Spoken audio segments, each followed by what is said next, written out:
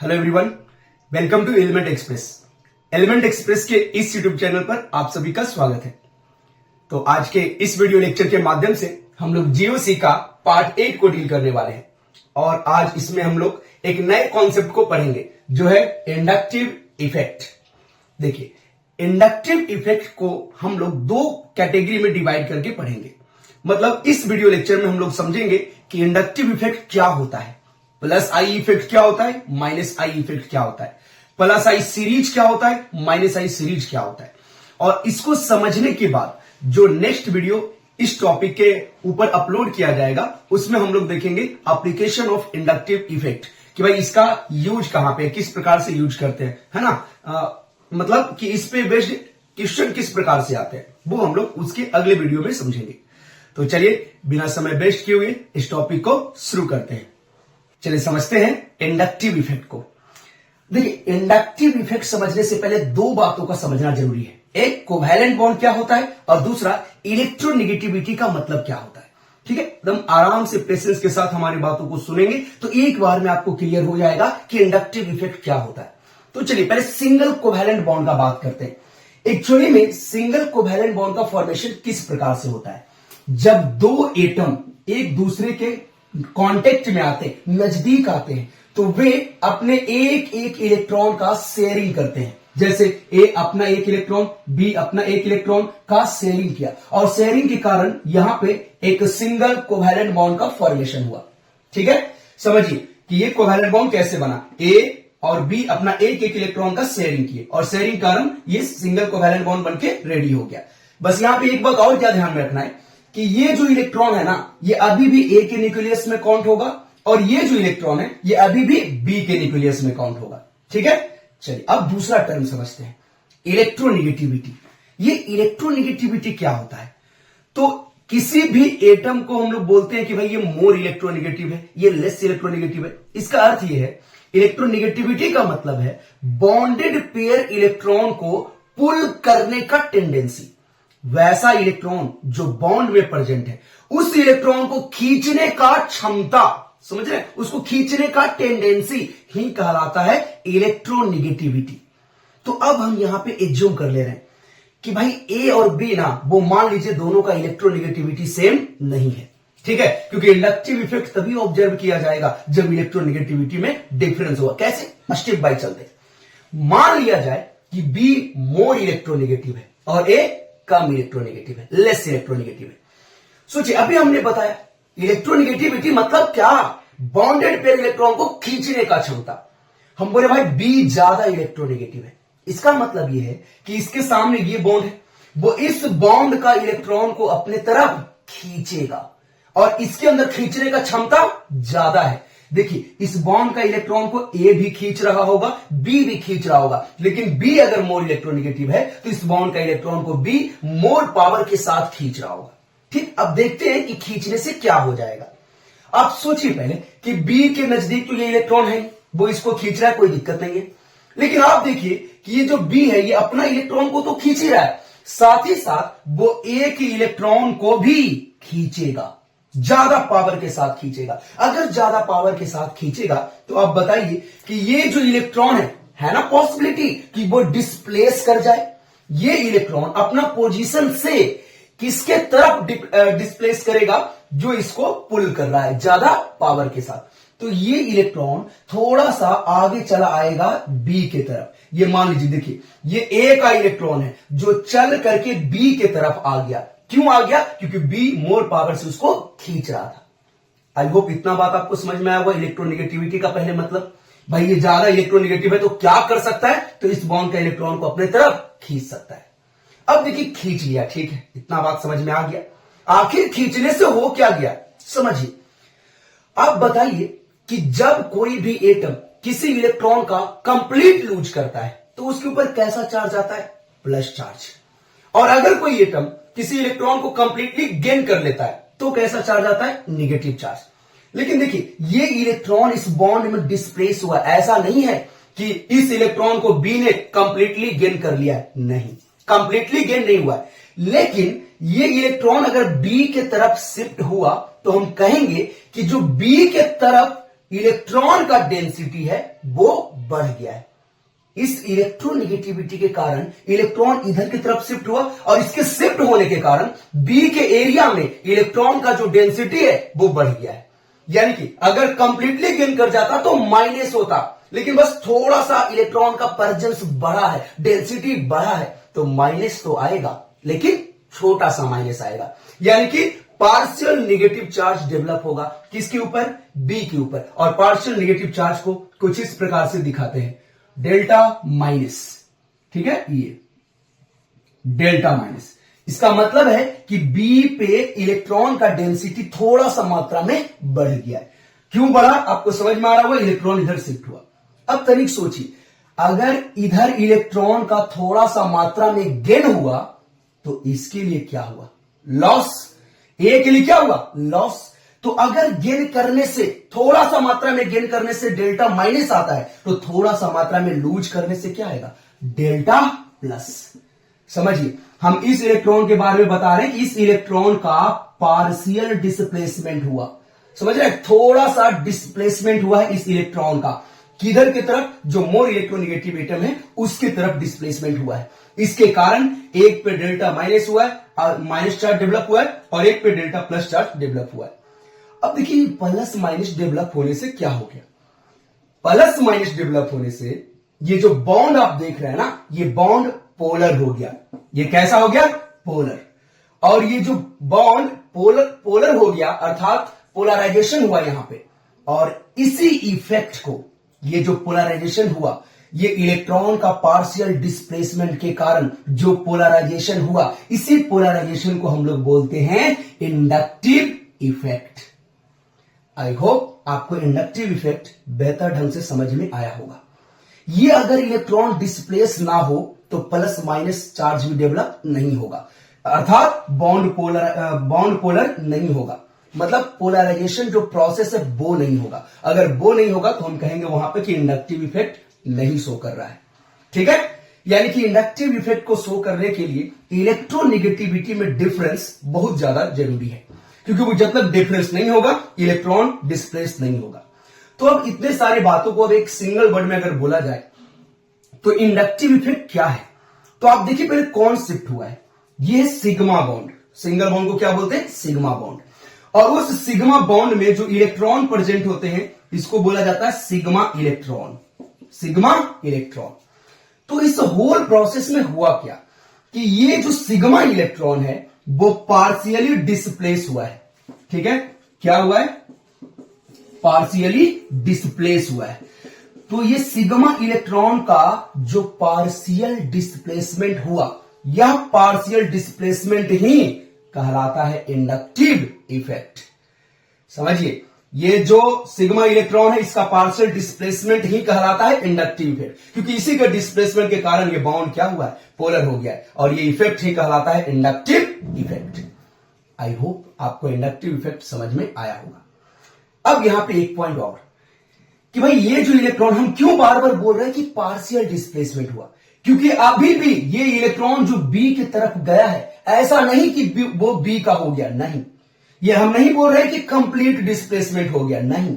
समझ रहे हैं? ये पार्शियल डिस्प्लेसमेंट है, अर्थात ये इलेक्ट्रॉन अभी भी किसके न्यूक्लियस में काउंट होगा? तो ये अभी भी ए के न्यूक्लियस में काउंट होगा। ये अभी भी इलेक्ट्रॉन ए का कहलाएगा, बी का नहीं कहलाएगा। बस इसका पोजीशन थोड़ा सा बी की तरफ ज्यादा चला गया है, थोड़ा शिफ्ट हो गया है बी की तरफ। समझ रहे बात?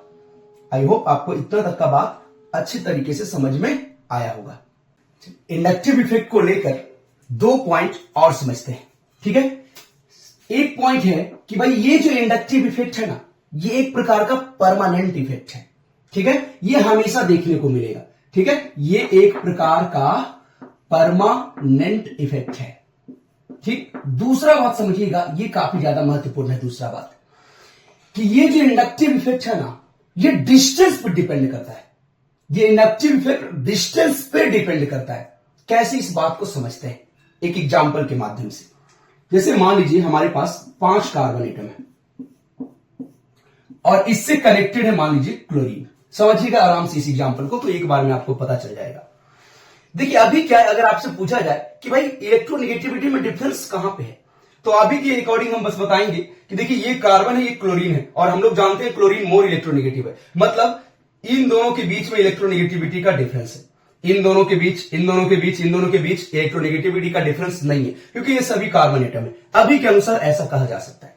समझना कि भाई अगर इन दोनों का बात कर ले, किसी एक बॉन्ड का बात करते हैं कि अगर इन दोनों का बात कर ले तो पता है कि क्लोरीन मोर इलेक्ट्रोनेगेटिव है। अगर क्लोरीन मोर इलेक्ट्रोनेगेटिव है तो क्या हो जाएगा, वो इस बॉन्ड का इलेक्ट्रॉन को अपने तरफ खींचेगा। अगर खींचेगा तो इस पे क्या आएगा, डेल्टा माइनस। अब बताइए अगर इस पे डेल्टा माइनस आया तो इस कार्बन पे क्या आएगा, डेल्टा प्लस। ठीक, चलिए इस बॉन्ड का कहानी खत्म होता है। अब थोड़ा सा आगे बढ़ के देखते हैं। अब इन दोनों बॉन्ड को ऑब्जर्व करते हैं। आप बताइए पहले इस डेल्टा प्लस का क्या मतलब, कि भाई इस कार्बन को इलेक्ट्रॉन का थोड़ा सा ही मात्रा में डेफिशिएंसी है, कमी है। अगर इस कार्बन को इलेक्ट्रॉन का थोड़ा सा ही मात्रा में कमी है तो कहने का मतलब कि ये अपने बगल वाले कार्बन एटम से इलेक्ट्रॉन को क्या करेगा, खींचेगा। चूंकि इसको इलेक्ट्रॉन का कमी है तो ये इलेक्ट्रॉन खींचना चाहेगा, और इलेक्ट्रॉन खींचना चाहेगा कहने का मतलब क्या, कि इसका इलेक्ट्रोनेगेटिविटी ना इस बगल वाले कार्बन से ज्यादा है, क्योंकि इसको इलेक्ट्रॉन का डेफिशिएंसी है। देखिए ये मोर इलेक्ट्रोनेगेटिव था, लेकिन इसका इलेक्ट्रोनेगेटिविटी क्यों बढ़ गया भाई बगल वाले से, क्योंकि ये भी तो कार्बन ही है, क्योंकि इस पे डेल्टा प्लस चार्ज है, इलेक्ट्रॉन का कमी है, और अगर कमी है तो उस कमी को पूरा करना चाहेगा, इसीलिए ये अब मोर इलेक्ट्रोनेगेटिव हो गया। अब अगर ये मोर इलेक्ट्रोनेगेटिव हो गया है तो अपने बगल वाले कार्बन से इलेक्ट्रॉन को खींचेगा। पहले ये दोनों, अगर हम सिर्फ इतना का बात करते तो ये दोनों इलेक्ट्रॉन को पुल नहीं करते, कोई भी नहीं खींचता, है ना। लेकिन यहां पर रिस्पॉन्सिबल कौन है, क्लोरीन। इसके कारण यहां पे डेल्टा प्लस आया। अब इसके कारण इसका इलेक्ट्रोनेगेटिविटी बढ़ गया और ये अब इस बॉन्ड का इलेक्ट्रॉन को अपने तरफ खींचेगा। लेकिन पता इतना तो पता चल रहा है कि भाई कमी थोड़ा सा है, अगर थोड़ा सा कमी है तो इलेक्ट्रॉन भी थोड़ा ही खींचेगा। यानी कि अगर ये इलेक्ट्रॉन इधर की तरफ आया तो इस कार्बन पे भी क्या डेवलप होगा, पॉजिटिव चार्ज। लेकिन इसको हम दो वो डेल्टा प्लस से दिखाएंगे। इसका मतलब ये नहीं है कि भाई अमाउंट प्लस का ज्यादा होगा, नहीं। डेल्टा का मतलब है स्मॉल अमाउंट, समझ रहे हैं, मतलब समझिए इस स्मॉल अमाउंट का भी स्मॉल अमाउंट, यानी कि पॉजिटिव चार्ज का जो अमाउंट है वो और भी कम है। अब in the same way logic लगाइए तो बताइए, तो अब ये ज्यादा इलेक्ट्रोनेगेटिव हो गया ना, अगर ये हो गया तो बगल वाले से खींचेगा। अब सोचिए अगर इससे खींचा तो इस पे भी भाई प्लस आएगा, लेकिन इससे भी कम आएगा। अब बताइए अगर ये इलेक्ट्रोनेगेटिव हो गया, ये बगल वाले से खींचेगा, अब उससे भी कम खींचेगा, तो आप सोचिए पहले कब तक चलता रहेगा, क्या ये हमेशा चलता रहेगा, नहीं। हो एक्चुअली में क्या रहा है कि धीरे धीरे प्लस का अमाउंट घटते जा रहा है, घटते जा रहा है। यानी कि कभी ना कभी तो ऐसा सिचुएशन आएगा कि प्लस का अमाउंट जीरो हो जाएगा। तो यही है आपका प्लस का अमाउंट क्या हो गया, जीरो। तो हम कहेंगे एक तरह से समझा जाए तो देखिए इस इलेक्ट्रोनेगेटिविटी में डिफरेंस के कारण आप बताइए यहां से लेके यहां तकला प्लस डेवलप हुआ ना। मतलब हम कह सकते हैं, इसको दूसरे तरह से समझिए पहले, कि ये क्लोरीन मोर इलेक्ट्रोनेगेटिव था, ठीक। तो ये क्या था कि यहां का इलेक्ट्रॉन को जो इसके जस्ट बगल में था उसको ज्यादा खींचा, ठीक। इस बॉन्ड का इलेक्ट्रॉन को भी ये खींच रहा है, लेकिन इससे दूर है तो वो कम खींचा, ठीक। फिर यहां का इलेक्ट्रॉन और दूर है तो और कम खींचेगा। तो जैसे जैसे दूरी बढ़ते जा रहा है इलेक्ट्रॉन को खींचने का टेंडेंसी घटते जा रहा है, और अगर टेंडेंसी घटा तो चार्ज का अमाउंट घटते जाएगा। तो हम कह सकते हैं ना कि भाई ये इसके कारण, ये जो इंडक्टिव इफेक्ट शो कर रहा है, इसके कारण, इस इलेक्ट्रोनेगेटिविटी के डिफरेंस के कारण जो इंडक्टिव इफेक्ट देखने को मिल रहा है वो ज्यादा से ज्यादा कहां तक देखने को मिल रहा है, 3 to 4 एटम। और सबसे मेन बात कि जैसे जैसे हम इस एटम से दूर होते जा रहे हैं, जो इंडक्टिव इफेक्ट का प्रभाव है वो धीरे धीरे घटते जा रहा है। क्योंकि देखिए यहां पे प्लस सबसे ज्यादा है, उससे कम यहां पे, उससे कम यहां पे, उससे कम यहां पे, यानी कि इसका इफेक्ट दूर जैसे से आप बढ़ रहे हैं इफेक्ट डिक्रीज हो रहा है। तो हम कहेंगे कि जो इंडक्टिव इफेक्ट है ना, ठीक है, इंडक्टिव इफेक्ट ये डिस्टेंस पर डिपेंड करता है, ठीक। और वो भी हम कह सकते हैं कि भाई ये इनवर्सली प्रोपोर्शनल टू क्या है, डिस्टेंस है। भाई जितना दूर आप जाएंगे, ठीक है, इंडक्टिव इफेक्ट क्या होगा, घटेगा।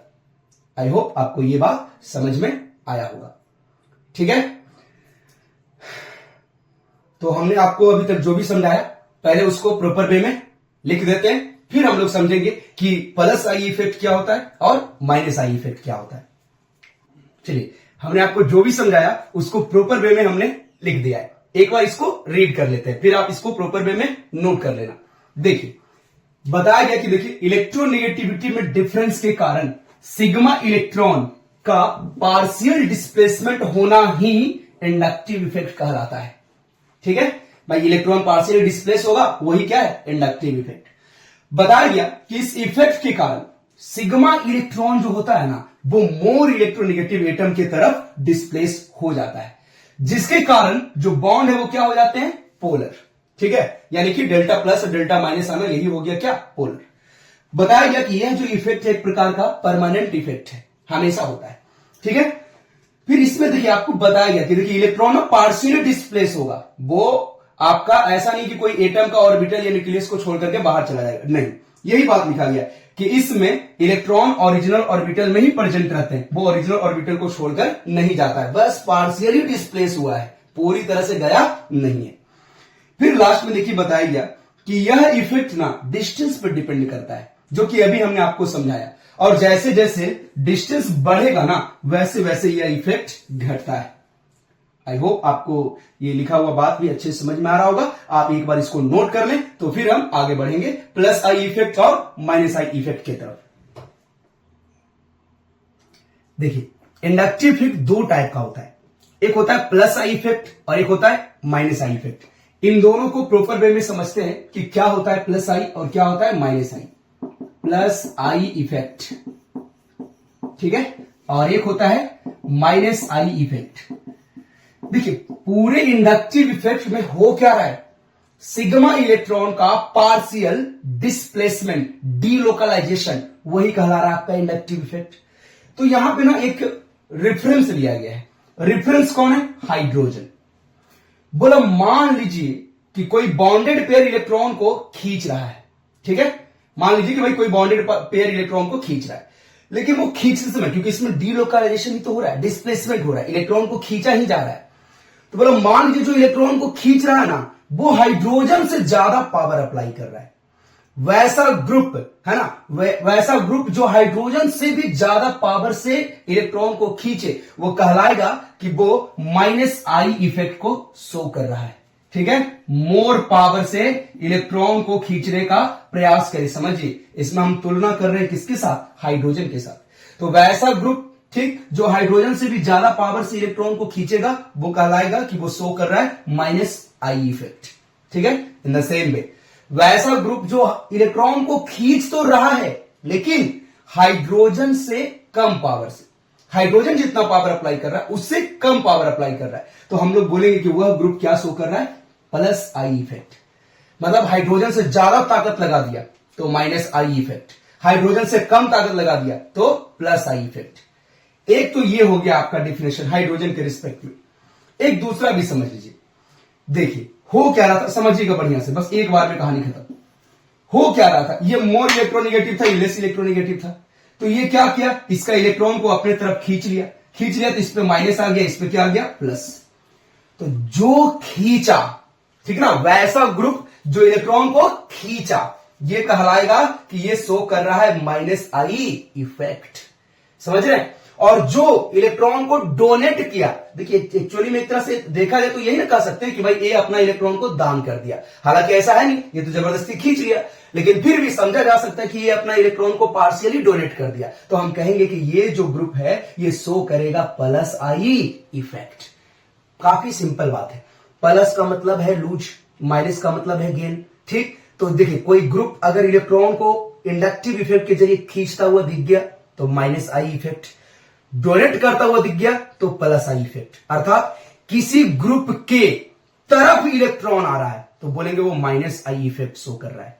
ठीक, और किसी ग्रुप से इलेक्ट्रॉन दूर जा रहा है तो कहेंगे प्लस आई इफेक्ट शो कर रहा है।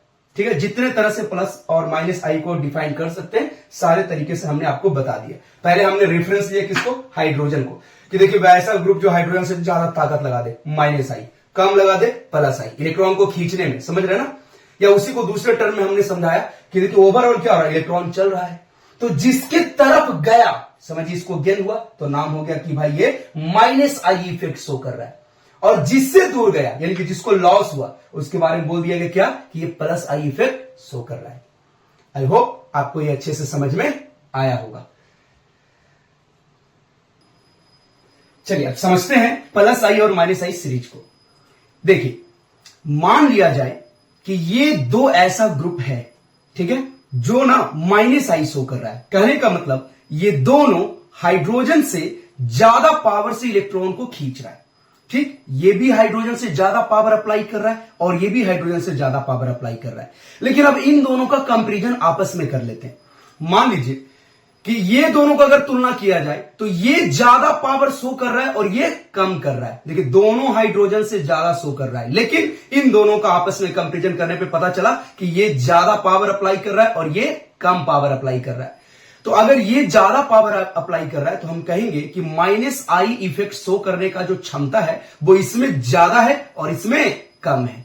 इसी प्रकार से बहुत सारे ग्रुप को लिया गया और उनके पावर को ऑब्जर्व किया गया और उसका इंक्रीजिंग या डिक्रीजिंग ऑर्डर को अरेंज किया गया और वही कहलाया आपका प्लस आई सीरीज या माइनस आई सीरीज। प्लस आई सीरीज में वैसे ग्रुप हैं जो हाइड्रोजन से कम पावर से इलेक्ट्रॉन को खींचते हैं और माइनस आई सीरीज में वैसे ग्रुप हैं जो हाइड्रोजन से ज्यादा पावर से इलेक्ट्रॉन को खींचते हैं। मतलब इन शॉर्ट अगर कहा जाए तो वैसा ग्रुप जो पार्शियली रूप से इलेक्ट्रॉन को डोनेट करने का क्षमता रखता हो वो होगा आपका प्लस आई सीरीज, ठीक है। और वैसा वो प्लस आई सीरीज में देखने को मिलेगा। और वैसा ग्रुप जो पार्शियली रूप से इलेक्ट्रॉन को गेन करने का क्षमता रखता है, ठीक है, वो आपको देखने को मिलेगा माइनस आई सीरीज में, उसके पावर के इंक्रीजिंग या डिक्रीजिंग ऑर्डर में। जैसे आप इसको देखें, प्लस आई सीरीज में लिखा हुआ है TDH। इसका मतलब समझिए पहला बात तो ये सब के सब इलेक्ट्रॉन को डोनेट करना चाहेंगे। अगर इंडक्टिव इफेक्ट का बात आएगा तो ये अपना इलेक्ट्रॉन को पार्शियली रूप से डोनेट करेंगे। लेकिन देखिए डोनेट करने का क्षमता किसमें ज्यादा, टी यानी कि ट्राइटियम में ज्यादा, उससे कम ड्यूटेरियम में, उससे कम हाइड्रोजन में। फिर देखिए यहां से दूसरा लाइन लिखा गया, वैसे ये सारा ग्रुप इस प्रकार से दिखाया गया और उनका पावर को दिखाया गया कि देखिए ये ज्यादा ताकत से डोनेट करना चाहेगा, प्लस आई है मतलब ये दान करना चाहेगा ज्यादा पावर से, उससे कम पावर से दान करना चाहेगा, उससे कम पावर से दान करना चाहेगा। इस प्रकार से ग्रुप को अरेंज किया गया है, ठीक है। In the same way minus I series का मतलब है कि भाई वो इलेक्ट्रॉन को दान नहीं करेगा बल्कि खींचेगा।